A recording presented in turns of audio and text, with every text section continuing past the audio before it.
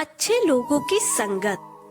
हकीम लुकमान का पूरा जीवन जरूरतमंदों की सहायता के लिए समर्पित था। जब उनका अंतिम समय नजदीक आया तो उन्होंने अपने बेटे को पास बुलाया।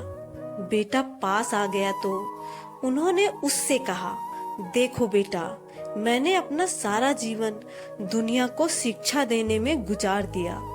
अब अपने अंतिम समय में मैं तुम्हें कुछ जरूरी बातें बताना चाहता हूँ, लेकिन इससे पहले जरा तुम एक कोयला और एक चंदन का टुकड़ा उठा कर ले आओ।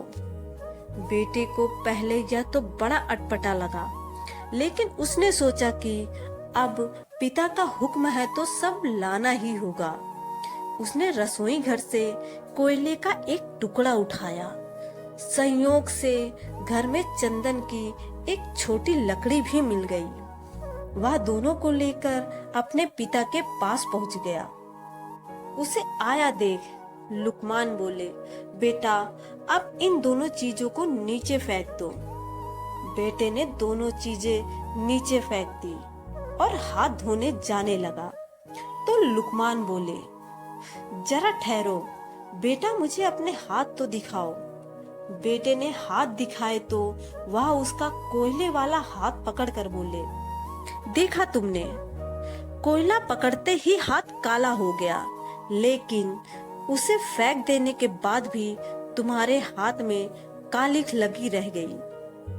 गलत लोगों की संगति ऐसी हो जाती है, उनके साथ रहने पर भी दुख होता है और उनके न रहने पर भी जीवन भर के लिए बदनामी साथ लग जाती है।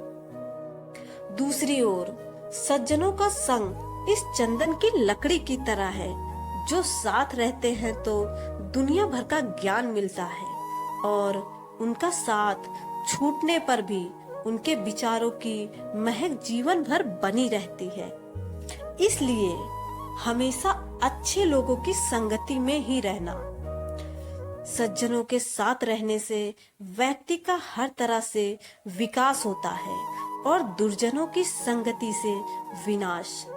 इसलिए बहुत सोच समझकर इष्ट मित्र का चयन करना चाहिए।